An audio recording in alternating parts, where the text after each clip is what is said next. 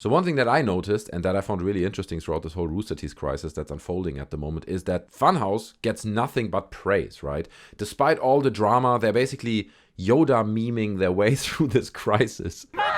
And I saw this meme which describes it pretty well, actually. It's like Rooster Teeth drama, stealth Funhaus marketing campaign, right? Because it really seems to activate a lot of people to come forward and express their love for Funhaus. Obviously, several Funhaus staff members came forward speaking out about what's currently going on with Rooster Teeth. But at the same time, they expressed that these concerns, these working conditions and all the issues that are part of this crisis do not apply to their work environment. A lot of people said, I'm very happy to work here. It's a great work environment. I love my colleagues. We don't have these problems that are being raised at Rooster Teeth. And in part that is because Funhaus, even it is part of Rooster Teeth, they have a little bit more of an independent operation going on, right? They enjoy some autonomy from Rooster Teeth, not only due to them being in a geographically different location, but it almost feels like it's a separate company that is just by coincidence, more or less, owned by Rooster Teeth. But everywhere you look, on Reddit, on Twitter, and all the debates that are still currently going on around the Rooster Teeth crisis, you see people expressing their concern about the future of Funhaus. Will this company go away? If Warner at some point in the next few years decides to shut down the Rooster Teeth operation, we don't know. But if that should happen,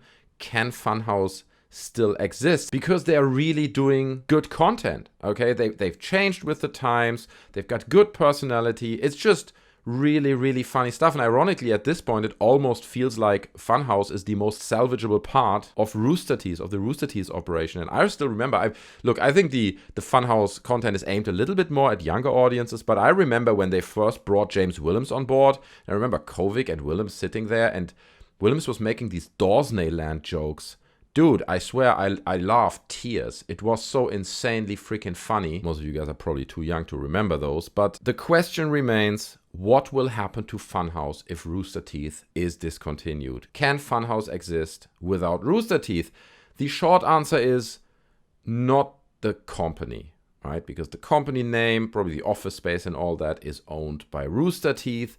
But the members, the people, the talent within the company Funhaus could obviously form a new company, unless they would buy it themselves, right? That is, I guess, a small possibility as well, that they would source funding from somewhere, because I'm sure they would charge the living crap out of them for that name and the company, and then they could buy it and continue it on their own behalf. But to be honest, I don't think that makes very much sense, because the company is not really the name or the office space. The company is the people.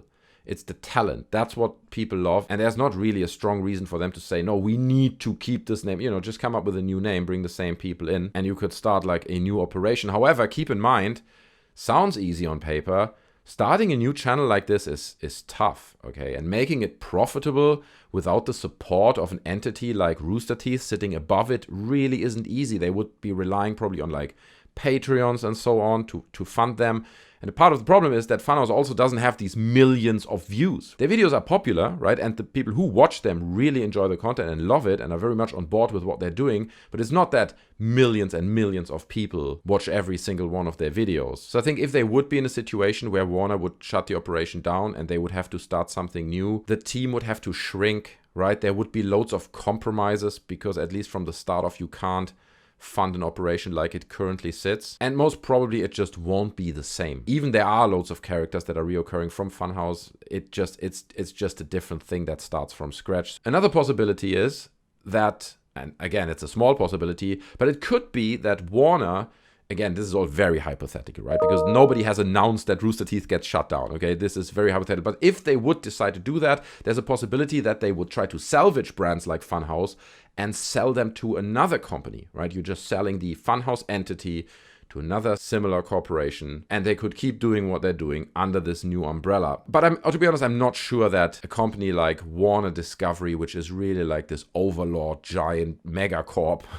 really has an interest in selling them. I feel like if they would make that call in the next few years to shut Rooster Teeth down, they probably would just shut down the whole operation. I don't think they're like, oh, but what about Achievement Hunter? And what about Funhaus? And what about all these little... No, I think it's like all or nothing, right? The thing is profitable or the thing is not profitable. And that's kind of what they're basing their decision on. So I think it's safe to say that the people won't go away no matter what happens, right? These people will be around. And the worst case is that we kind of see more scenarios like with Bruce Green, is that where they become independent and do their own thing on their own websites or Twitch. But I'm not going to lie, and I'm going to be realistic here. I'm going to tell you that I suggest you to enjoy the party while everyone is still together. Okay, because we don't know what the future holds. And obviously we don't know where a brand and group of people like Funhaus would go if this whole house of cards actually collapses and falls into itself. But guys, these are just my thoughts. I thought you enjoy this topic and like to hear some scenarios where this could go, because it really seems to be a point of interest for a lot of people, a lot of fans of Funhaus out there. But I'm curious to hear your thoughts. Like, what do you think? Where would Funhaus go if Rooster Teeth would hypothetically be shut down? Which one of the scenarios that I described do you think is most likely, or do you have other ideas? What could happen? I think we all can agree that we don't want Funhaus to go away, and we want them to stay around because they do kick-ass content, and it would be a shame to not get that anymore. So guys, I appreciate you watching. Thanks for spending the time on the channel. Take care of yourselves. Subscribe, do the likes, do the things that people do on YouTube. I hope to see you in another one. I'm out. Bye.